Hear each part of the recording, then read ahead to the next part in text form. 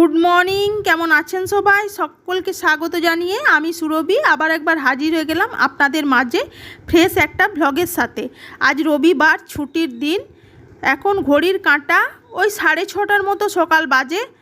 এখন এই যে সকালবেলায় ঘুম থেকে উঠেই সবার আগে এই কাজটা লেগে পড়েছি। কারণ অন্যান্য দিনগুলো কি হয় বলুন দেখি, ছেলের কলেজ থাকে, তাই চোখ খুলেই সবার আগে ছেলের জন্য রান্নাঘরে ঢুকতে হয়, খাবার বানানো।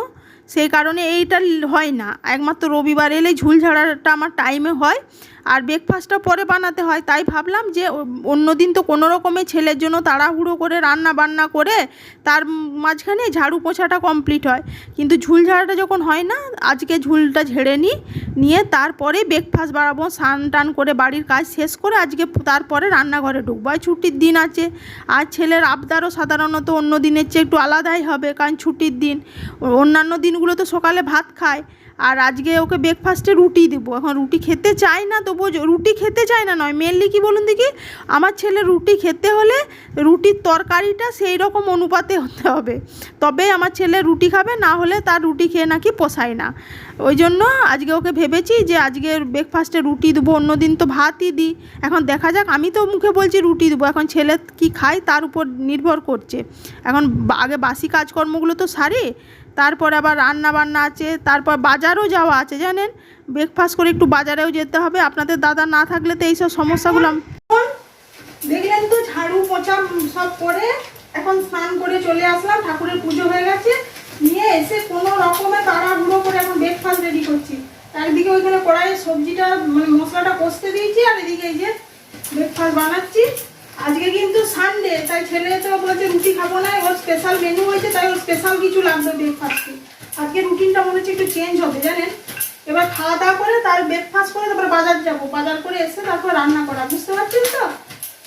মানে সকাল থেকে যে এত বড় ঘর ঝাড়ু পোছা একদম, সে আজকে ঝুল ঝাড়া বাইরে পর্যন্ত সব সাফ সুতরা করেছি জানেন।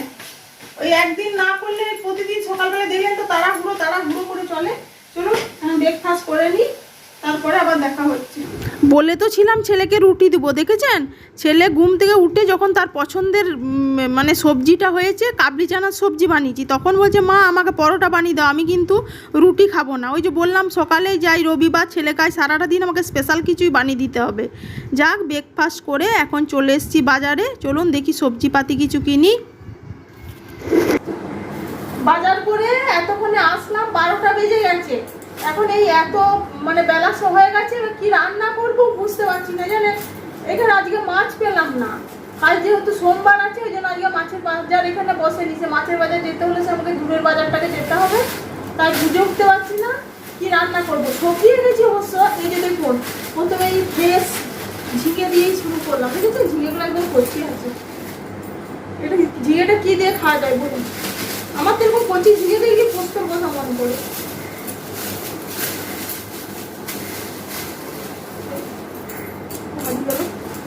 আদা রসুন আছে বলে আর রসুন আনিয়ে নি জানেন।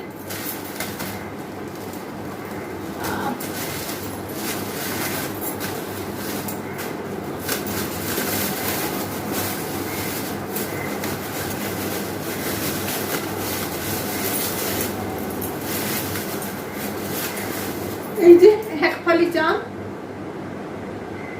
কুমড়ো, আর এখানে আছে করলা।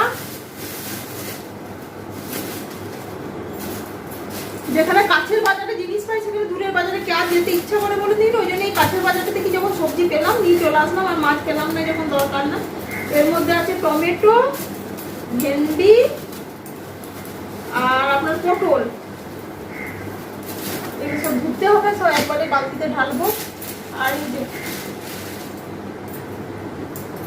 কলার মোচা,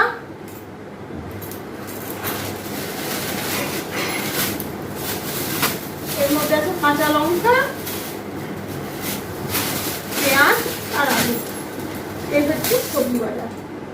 চলুন এখন এর মধ্যে থেকে দেখি কি রান্না করে। আজকে আর কলা মোচা রান্না করবো না, কারণ অনেকটা দেরি হয়ে গেছে, আর মশলা বলবো অনেক দেরি হয়েছে, কি করব বুঝতেও পারছি না। চলুন দেখি ভেবে চিন্তে কি রান্না করি, তারপরে পরে দেখা হচ্ছে আপনাদের সাথে কি রান্না করলাম সেসব নিয়ে।